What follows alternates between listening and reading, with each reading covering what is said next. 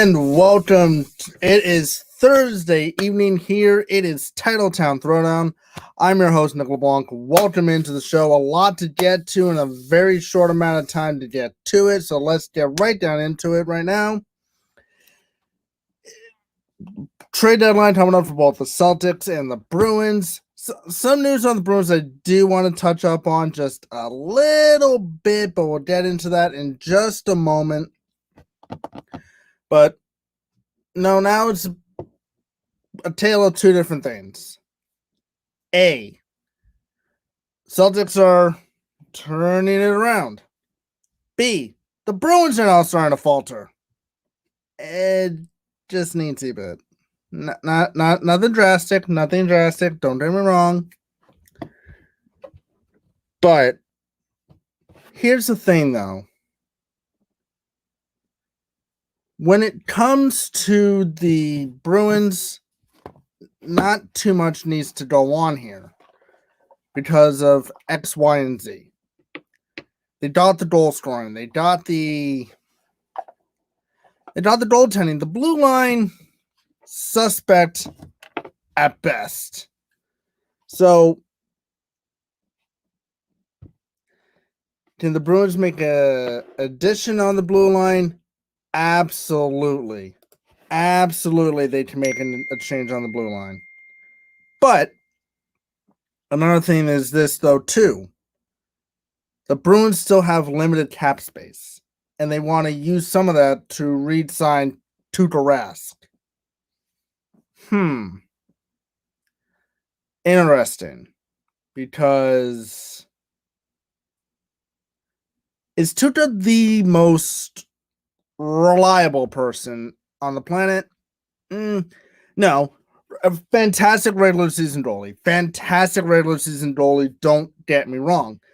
But postseason, though, Russ hasn't stolen you a playoff series yet. He hasn't. All right? 2010, Tuukka Rask's very first postseason, the Sabres choked. And then you choked. 2011, we didn't see him at all postseason. That's because Tim Thomas is really so good. 2012, one round, done, boom, whatever. 2013 was Tuukka Rask's true test. He didn't really have to do much in the postseason. I mean, he kept it in the Toronto series to an extent. You couldn't score it all, but he kept you in the games, gave you a chance to win them. But he did steal you that series, though. You only won because Toronto literally shot themselves in the foot multiple times. Then you overpower the Rangers. You surprisingly overpower the Penguins. And Tuukka Rask is good, so if you want to give Tuukka Rask that one, that is debatable. Stanley Cup Final 2013, he absolutely crapped the bed. In the final 2 minutes, and you lose that game. 2014 President's Trophy, dominated the Red Wings, and really that series could have gone back and forth against the Canadiens. I felt you could have won that one. I really do felt you could have won that one. 15-16, we all know, didn't make the playoffs. 2017, you shouldn't have been there. Thank you, Bruce Cassidy. The whole team didn't look bad. Rask didn't look bad, but it was a good Ottawa Senators team. The last good team, if you ask me. 2018, again, go to Game 7 against Toronto. You were the better team. He didn't play like it. Rask was the better goaltender. He didn't play like it the entire series. Lightning, the Lightning were the Lightning. Anyway, now let's go to 2019. He stood on his head. Don't get me wrong. Tuukka Rask stood on his head. But did he steal you a series? No. You won the Toronto game because the scoring finally picked up. You won the Blue Jackets series because you had good scoring and good goaltending. You swept the Hurricanes because Hurricanes had like a week off and you were just flat out the better team. Stanley Cup final, what the hell happened? Tuukka Rask was standing on top of his head. And what does he do? No, it's not what Tuukka Rask did. What do you do in return? Literally could not play defense in front of him. But also blame Tuukka Rask too, though, because he could have stolen that series. Tuukka Rask could easily have 1 or 2 Stanley Cups to his name. Want to know what he has to his name? 0. 0 as a starting goaltender. But he won one as a backup. Keyword. Backup. Backup. He was a backup. So here's where I want to get into this. Is Tuukka Rask deserving of an extension? Absolutely. Him and Jarl Halak. You got the best goaltending tandem in the National Hockey League. By far. You don't know if Vladder's ready down there. You don't know if what's-his-face down in Providence is also ready. You got 2 goaltenders in Providence that you have no clue if they're ready or not at the NHL level. Now, is it their fault that they haven't gotten a chance in the NHL level? No, because both Halak and Rask typically stay healthy throughout the entire season. Figuratively speaking. So, it's not that Tuukka Rask and Jarl Halak don't deserve the extensions. They absolutely do. Do not get me wrong on that. They absolutely do. But how far can they really take you as a goaltending tandem? Rask can get you to the Stanley Cup final, but he can't win it. Halak, he got you to the second round after Tuukka Rask left the bubble, but nothing more after that. As a starting goaltender, the deepest Jarl Halak has gotten a team was the conference finals. He's never played in a Stanley Cup final, never led a team to the Stanley Cup final. Rask has led you to the Stanley Cup final twice, but you haven't won it. Difference there between what Tim Thomas was able to do and what Tuukka Rask has been able to do. Tim Thomas played really good. He absolutely did. And he stole you that Montreal series. I believe he stole you that Tampa Bay series. And he also stole you the Stanley Cup final against Vancouver. He stole you 3 series in 2011.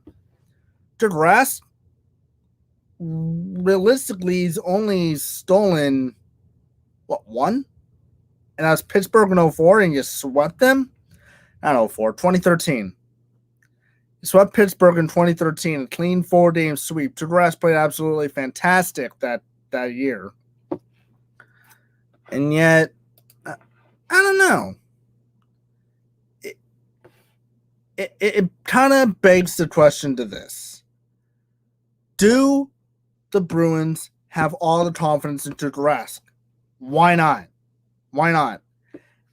Every year he's been a starting goaltender. He's gotten into the playoffs every year with the exception of 2 years.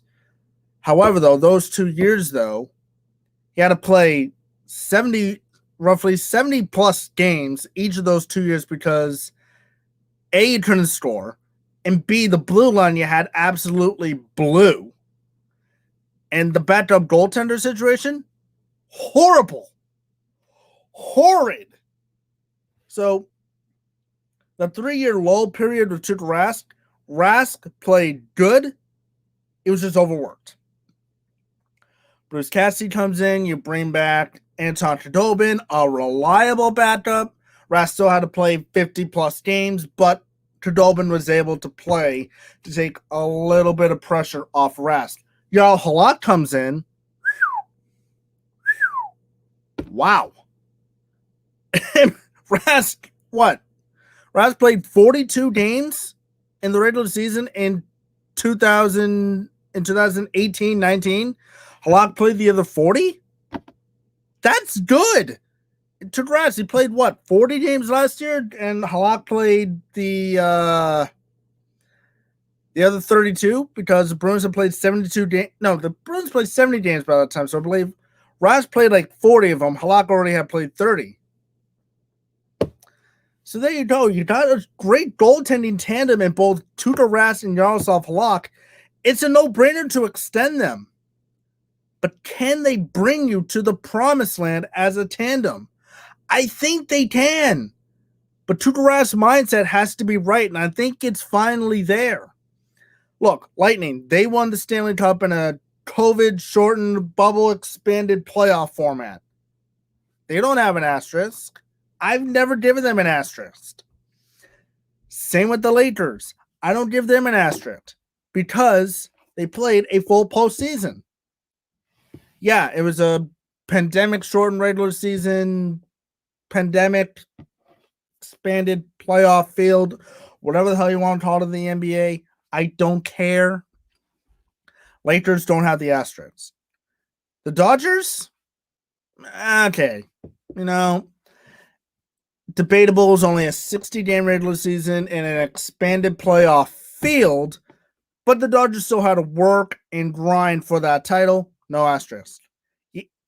If you're going to tell me you're going to give the Tampa Bay Buccaneers an asterisk for their Super Bowl, you're delusional.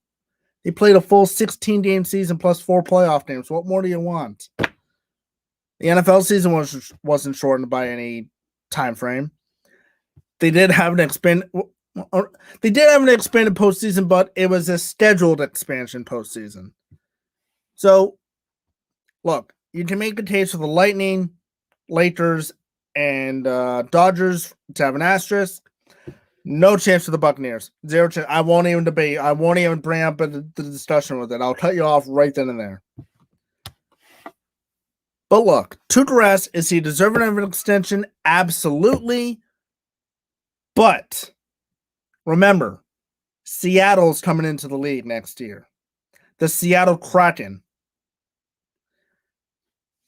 They could take either Tuukka Rask or Yaroslav Halak, and you can only protect one of them. The obvious choice is Tuukka Rask. The obvious choice is to protect Tuukka Rask from the expansion draft. Halak, you could lose him. You could also keep him too, given the fact that Halak's going to be 35 now, going to be 36 next season. Does Seattle really want to take a chance on a 36-year-old goaltender? I don't know. So then that's when you have Vladar or, again, what's his face? His name's drawing a blank on me for some reason down in Providence. One of those two guys could get snatched by Seattle in the expansion draft. And if that happens, which I think it probably will or will not, who knows? That works out well for you. I don't think Halak... Look, when the NHL expansion draft comes, should we be concerned about Yaroslav Halak leaving via expansion draft? No. What should we be concerned about the young goaltenders leaving via expansion draft? No. A guy like Jake DeBrusk, Brendan Carlo, Matt Grzelcyk, sure, maybe, yeah. But look, guys like Bergeron, Marchand, Pastrnak, David Krejci's going to be an impending free agent anyway, but I have a feeling the Bruins might re-sign him too. Don't worry about it. Don't worry about those guys. Don't worry about the quote-unquote perfection line in Bergeron, Pastrnak, and Marchand. Those three aren't going anywhere. They're not. All right. When we come back, we're going to continue some more Bruins topics, but also get the Celtics involved in this too, because this topic involves them too.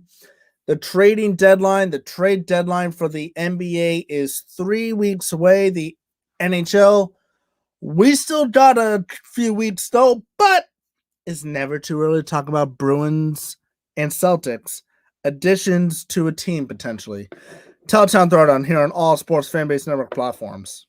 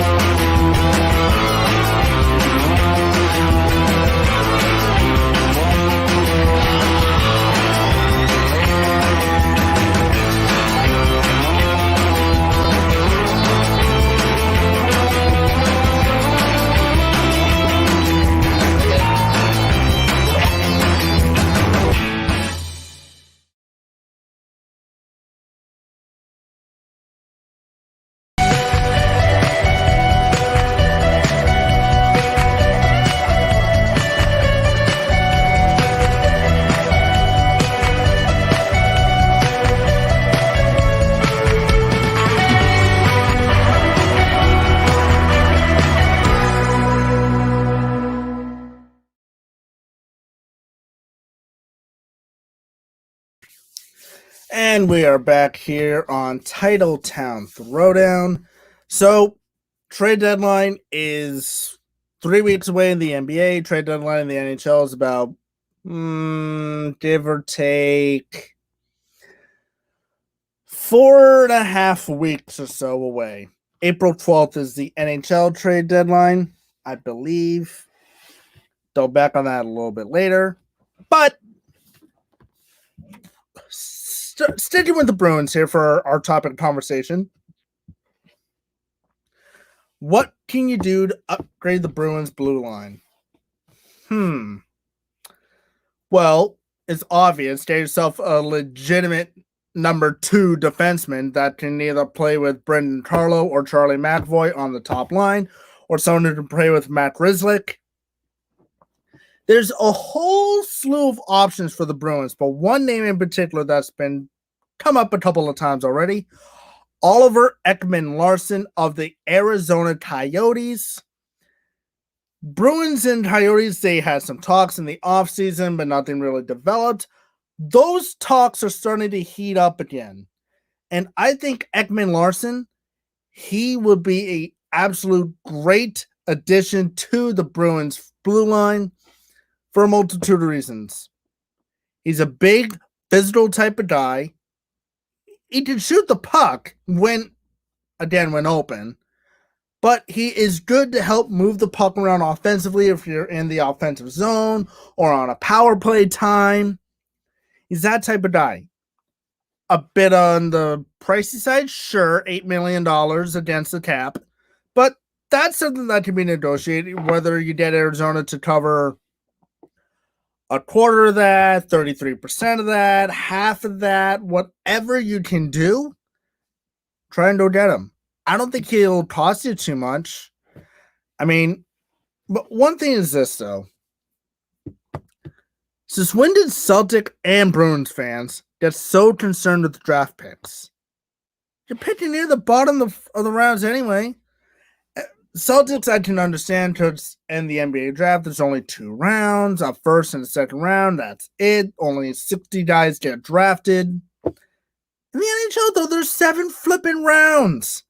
There's 7 rounds. You're telling me you can't give up a second? Fine. If you want to keep the first round pick, by all means, go right ahead and do it. But you can surrender a second. You can surrender a third.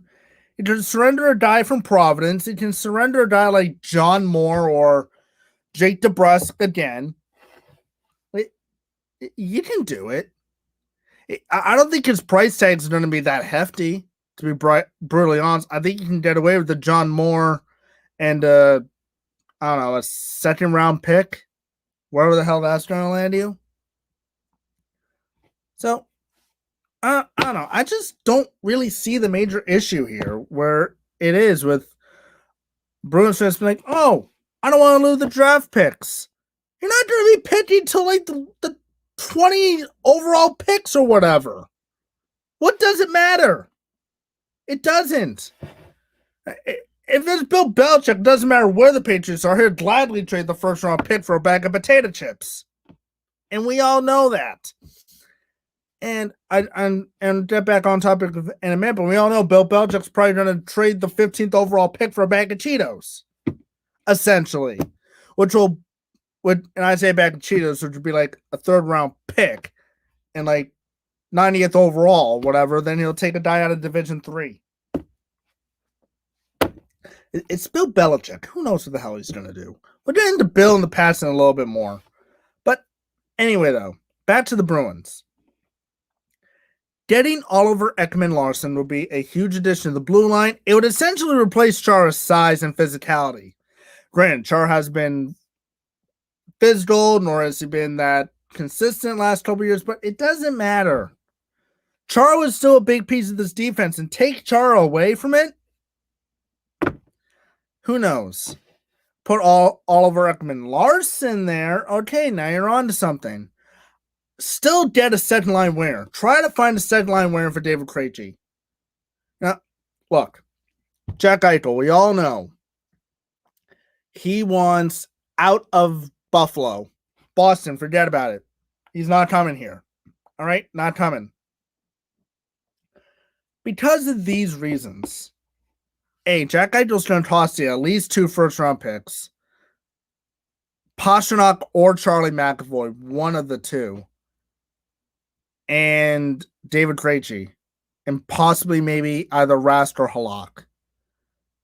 I'm all right with giving up David Krejci. I'm not happy about giving up Tuukka Rask, not by a long shot, or Halak. Don't want to give up any of the goaltenders. Krejci, I'm okay with. Pastrnak or McAvoy, if I had to choose, I'd probably keep Pastrnak. First round picks, I'm willing to part ways with one, but not two. Taylor Hall, he's another option that could play with David Krejci on the second line potentially.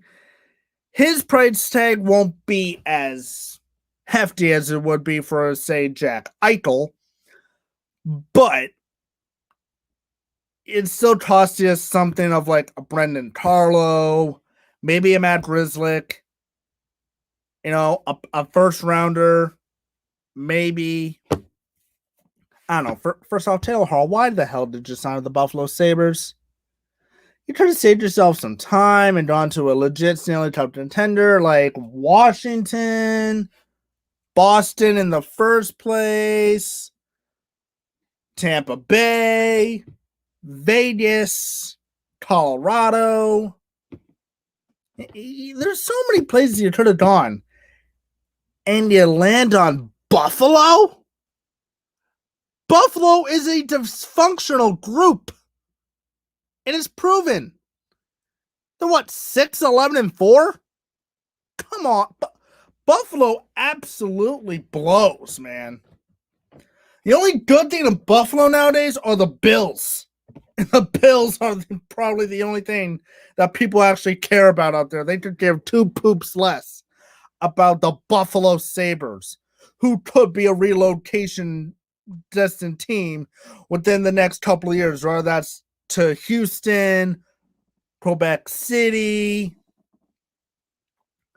Who the hell knows? That's how bad Buffalo is. All right. So, Bruins, blue liner, second line forward, maybe even a third line forward, one of the two. I don't know. I don't care.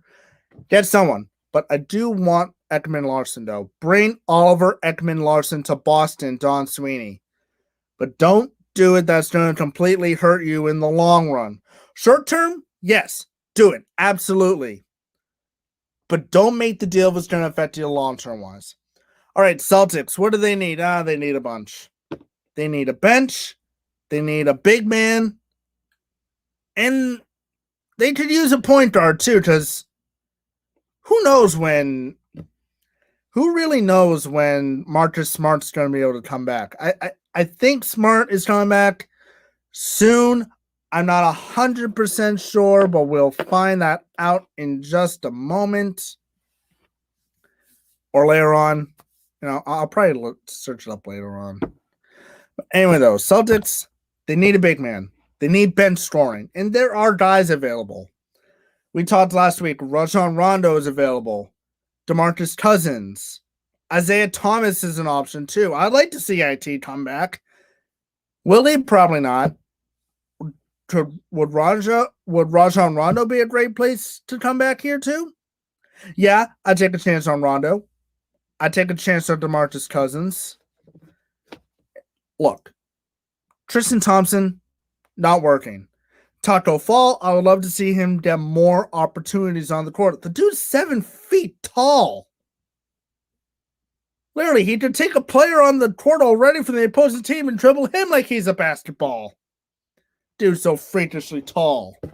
Whew. But there are options out there. Now look, the Celtics have started to creep back up the standings a bit.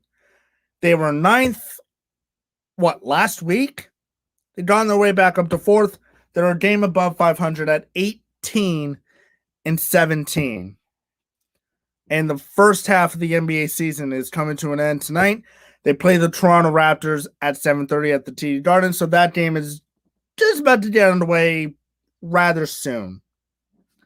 but that'll be the Celtics' 42nd and final game of the quote-unquote first half, and then they have 30 games left the rest of the way, again against teams combination of the Eastern Conference and the Western Conference. Interesting the way that the NBA did that, but keeping a sense of normalcy in the NBA, which is fine. Great. I like the way that the NHL did it, though, a little bit better. Regionalized play. Anyway, though, the Celtics, again, I said this last week. Do we have to worry about the Celtics team making the playoffs? No. Why? The Eastern Conference in the NBA absolutely stinks. Remember, the Celtics got into the playoffs in Brad Stevens' second year as head coach at 40-42. So the bar to get into the playoffs in the Eastern Conference, it's pretty low. What, didn't the Nets have a record of like 30-something and 40-something and they still made the playoffs a couple years ago? So that says a lot about the Celtics and really their conference. The Celtics can have a bad season, but still get into the playoffs because of how badly their conference is. Now, fluky thing about the NBA playoff system that, and I just figured this out today before the show, that the top 6 seeds are guaranteed a spot, but then spots 7, 8, 9, and 10 have to play a play-in tournament to determine who will get into the playoffs? Really? We're trying to do that route? Really? Alrighty then. But the Celtics, they need some extra bench scoring. They need extra depth. They need a big man. And they could use a reliable point guard until Marcus Smart comes back. And then you have to ease Marcus Smart back in. Kemba Walker, he's still plays one night, off the next night. Plays one night, off the next night. Plays one night, off the next night. So that's the Celtics situation right now. That's their current situation right now. And they need to find a way at it. They've won 3 straight. They're 18-17. Great. They're not getting outscored as much. They're not getting outplayed. They're looking a little bit better than the Bruins right now, who have been outscored like 16-14 in their last, or like 10 in their last 4 games. So ever since Lake Tahoe, lost 7-2, lost 6-2, won 4-1, lost 2-1 in a shootout. Go figure. And as short as the NHL season is, every point matters. And the Bruins, they haven't gotten a point in 3 of their last 4. They've gotten only 3 points in their last 4 games out of a possible 8. It's not good. It's not good. Anyway, to wrap up this portion of the show before we get into a long NFL discussion, Bruins, defenseman, second line winger, Celtics, bench depth, big man. Those are the 2 key things for the Celtics. So then those are the 2 key positions for the Boston Bruins. Second line forward, defenseman. Boom. Done. All right, when we come back, Patriots still got a bunch of options via free agency, but the quarterback market is dwindling just a bit. And potential NFL rule changes. TitleTown Throwdown on all sports fan base network platforms.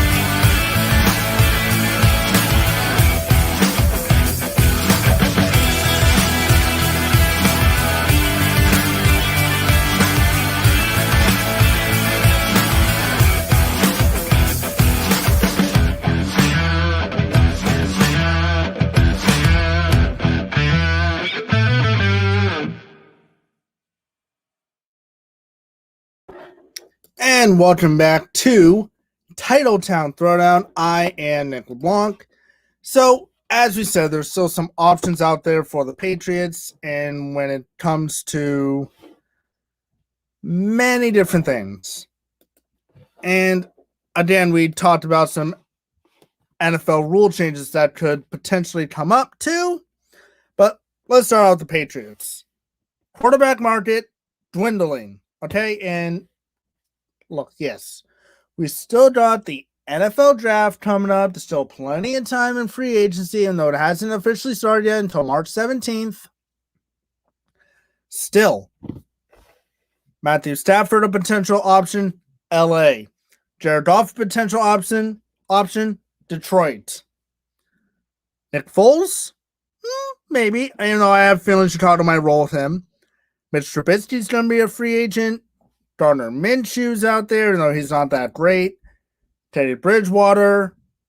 Bring back Cam Newton. I've said this multiple times. I've been called delusional for it, but whatever. Who else is there? Marcus Mariota, trying to trade for him. Ryan Fitzpatrick, a.k.a. Fitzmagic. So many options for this Patriots team. Now look, again, would I completely rule out a Cam Newton return? No. Bill Belichick loves the guy. He is concerned about his arm strength like everybody was this past year. But look, if you bring back Cam Newton, give him 6 to 8 additional weeks with the team, I think he'll be better. If you want to bring another bridge guy, again, I think Cam's a good bridge guy, but bring Ryan Fitzpatrick. He can move a little bit, not entirely well as Cam Newton, but he can move, he can throw the ball, and he could get you 9-10 wins and maybe a playoff spot. Maybe. It's a long shot. But Ryan Fitzpatrick, though, not a bad idea. I'm saying no on Marcus Mariota for this reason and this reason only. He can move really, really well, but he does not have the arm strength. I think Cam Newton, for as inept to throw the ball as he is, has a better arm than Marcus Mariota. Is Cam accurate? No. Is Mariota accurate? Not really. So, Mariota, he does a little bit better with a read option type thing, and you got the backs to do the read option. I'm not saying that it's entirely out of the question. I just don't like the read option type offense. It has so many flaws to it, and defenses being as good as they are now, snuff it out 9 times out of 10. And you don't really move the ball that well. Fitzpatrick, he gives you a combination of scrambling maneuvers, but he can release the football. I mean, we saw the guy throw the football a full hand in his face. He's looking like this direction, and he still throws off an accurate pass. What more do you want? Newton, he can run, hangs onto the ball too goddamn long. We all know that. But he's a big, tough, physical guy. Cam Newton is. Now look, I still think the Patriots should draft a quarterback in the first round. So I want the Patriots to keep the number 15 overall pick. Use it on a quarterback, whoever's available, whether that's going to be Mac Jones or Trey Lance or whoever it may be. Take them, bring in someone who can bring in, they can watch under a veteran guy. Zach, thank you so much for tuning in, my friend. Pastor Trade 3 first rounders, Russell Wilson. Yeah. Zach, I love your enthusiasm, but 2 quick points on that. Not going to happen, and Russell Wilson has 4 desired teams that he wants to go to, and that would be Dallas, Chicago, Las Vegas, and I'm forgetting the fourth destination off the top of my head. But Chicago and Dallas stand out, though. Chicago, great offensive line. He likes Matt Nagy for some reason. I get why he'd also want to go down. Dallas, they also have an excellent offensive line, but they're a dysfunctional group down there in Dallas. They're dysfunctional. Jerry, like, for Russell Wilson, do you really think that he would want to play for an owner who literally has his head up everyone's keister? I wouldn't. I honestly wouldn't. And another reason too, Zach, again, I love your enthusiasm, but who the hell does Russell Wilson have to throw to here? Who? If you get Russell Wilson, you're going to have to go get yourself a Juju Smith-Schuster, a Michael Thomas, a.k.a. Slant Boy. You're going to have to go out and get yourself a Kyle Rudolph who's available at tight end. You're trying to get all these pieces just for your offense to be successful under Russell Wilson. You bring Russell Wilson in here and say, here's a bunch of chicken poop turned into a five-star gourmet meal. It's going to look at you like, are you kidding me? You want me to do what? No. Russell Wilson, out. Out. No chance. Deshaun Watson. Houston's reluctant to trade him, but again, is Nick Cassero going to trade him to you? No! So there's that. All right. But biggest needs for the Patriots is wide receiver. Okay, quarterback, draft a guy, bring back Newton, bring in Ryan Fitzpatrick, bring in any type of veteran quarterback that's out there. Roll with them. Because Brian Hoyer here is nothing more but a career backup. I don't even want to see him here again in New England.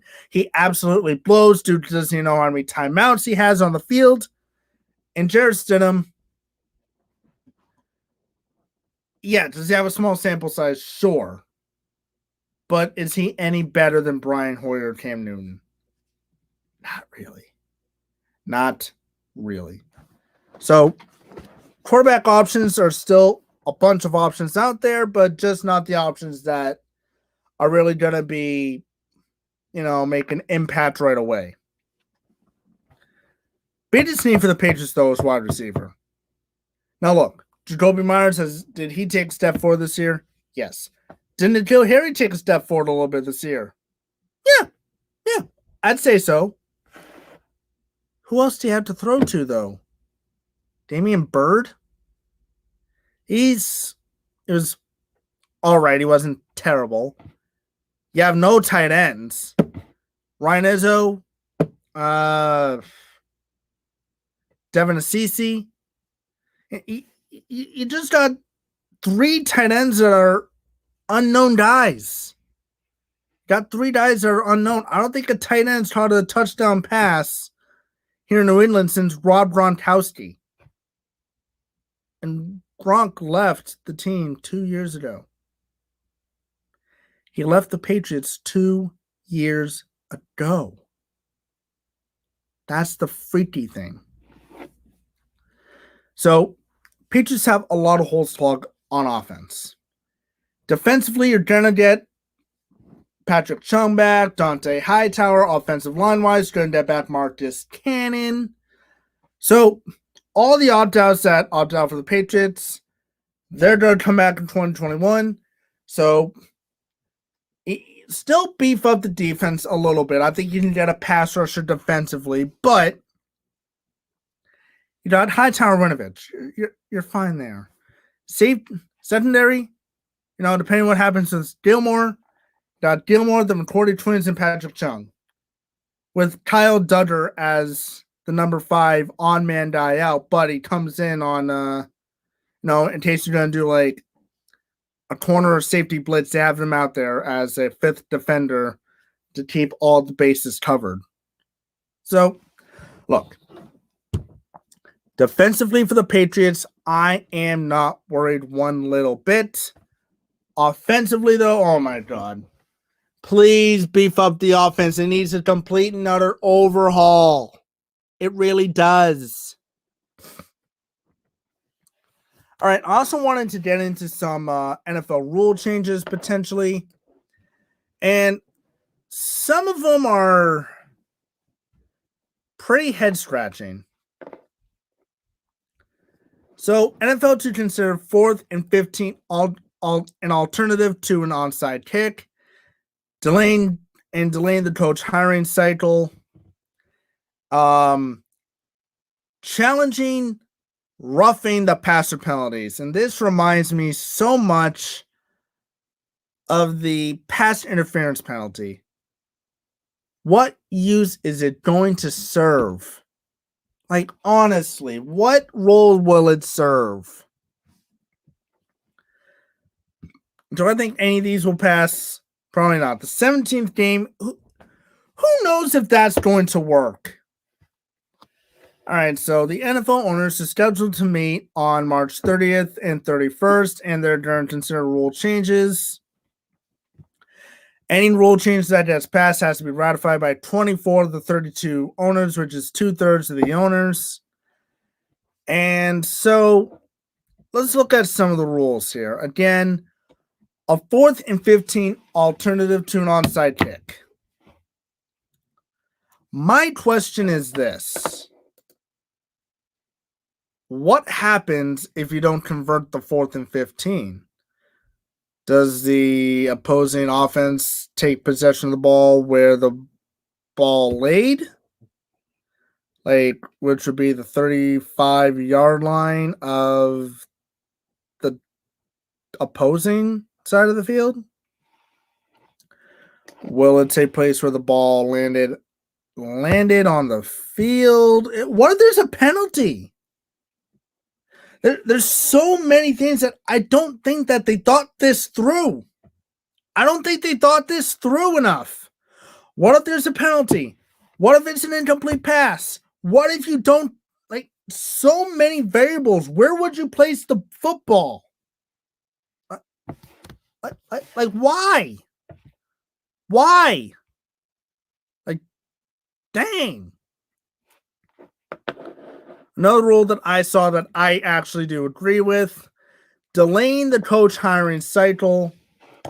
Now, this one isn't always so bothersome to me because, to me, once a team's season is quote unquote over, their off season begins, even though that the technical league year isn't over yet because you got wildcard weekend, the divisional round, conference championship, the god-awful Pro Bowl, and then you got the grateful Super Bowl.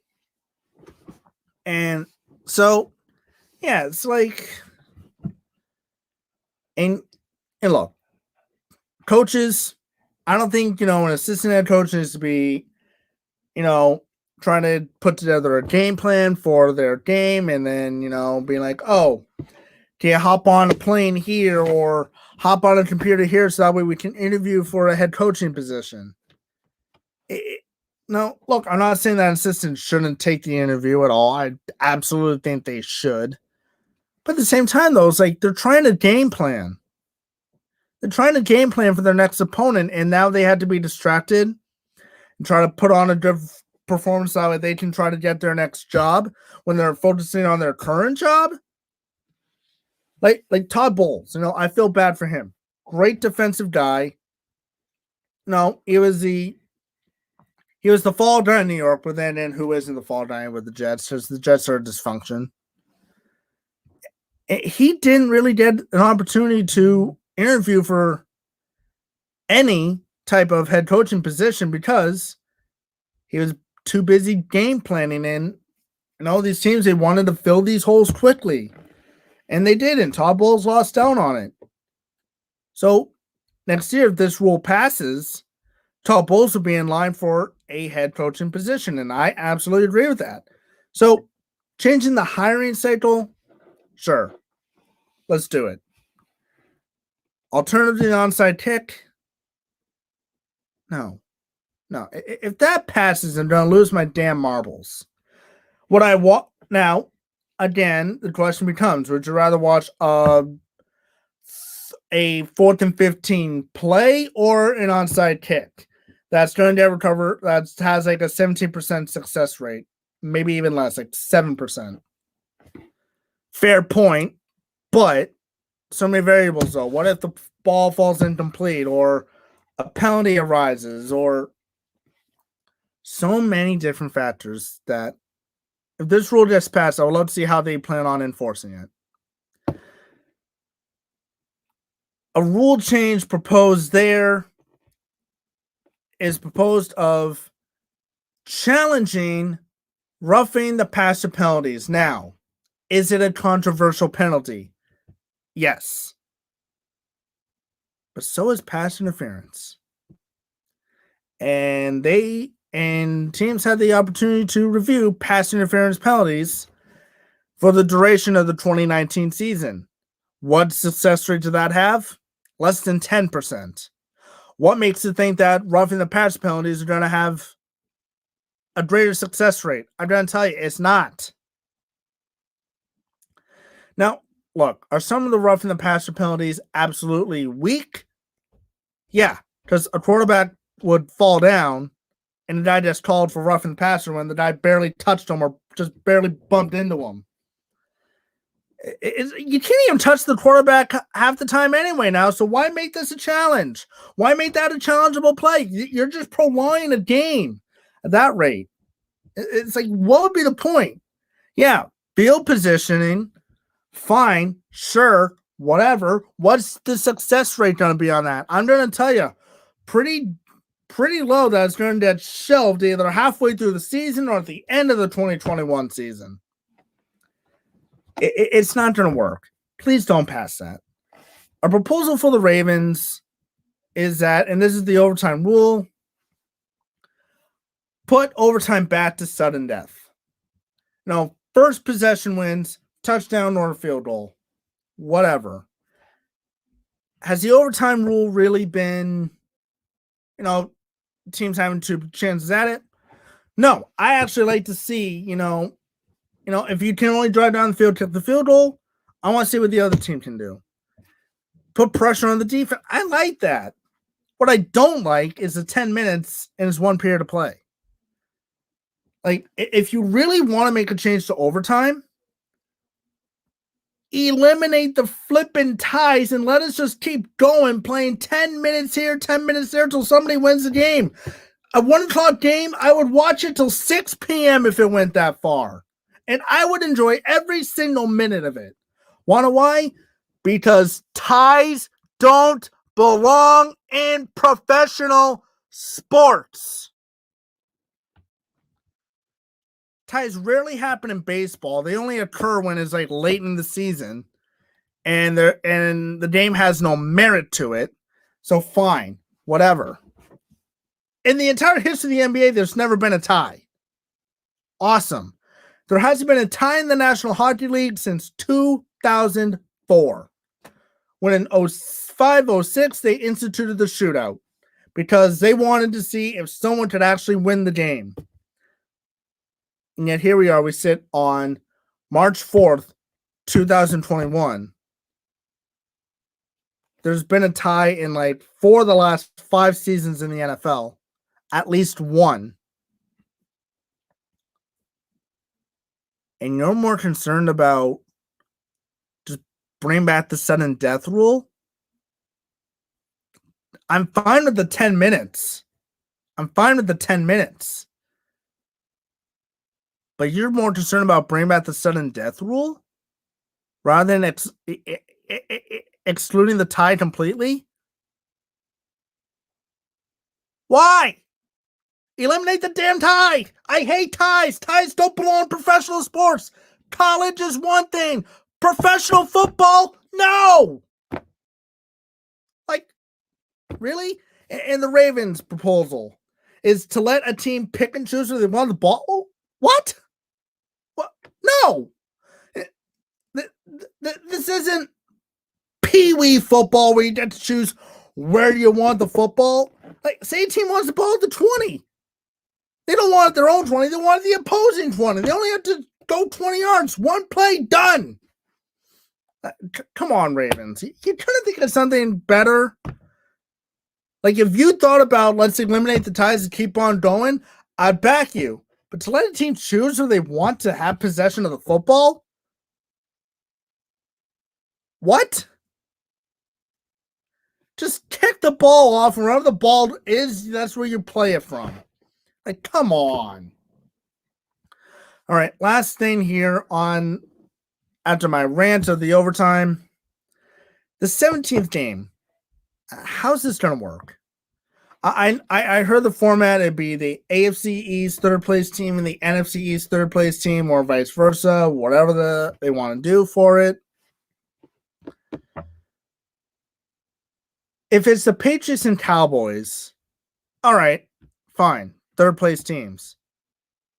But I read somewhere saying that the AFC, that all 16 AFC teams would have the home game in 1 year, then the NFC teams would have the home game the next year. So you can't get a little more creative with that? No, for that 17th game, I'll plug it right in the middle of the season. All right, get it out of the way. All right, plug it right in the middle of the season and have everyone play that quote-unquote 17th game the same week. But you're telling me that we can't do anything more than, like, say, a neutral site? You're telling me you can't find 16 neutral sites around the country? Or, no, you could have 3 games in London. You could have a game in Canada. You could have a game in Mexico City. You could put a game in St. Louis. You could put a game in Oakland. You could put a game in Kentucky. You know, just like go to college sites. Why not? Like if you're gonna add the 17th game, add a little bit of parity to it. You know, or even hell, go to another team's NFL stadium, kind of like a Super Bowl type thing. Why not? It could work. I don't know. Just add a little bit more parity to it. If you're just gonna say, "Oh, one conference is home one season, the next conference is home." Really? Like, you can't get, like, I want the NFL to have some fun with the 17th game. I think if you have a little bit of fun with it, you could get some eyeballs on these games. You really could. All right. That's going to do it for TitleTown Throwdown this week. We're going to get into more Red Sox later on next week, and then whatever's going on with the Bruins and the Celtics and some other Patriot news as free agency. It kicks off in less than 2 weeks. We're getting there. All right. MMA Complete with Zach Drapo is coming up next on all Sports Fan Base Network platforms. But for TitleTown Throwdown, I'm Nick LeBlanc, and we will talk to you next week.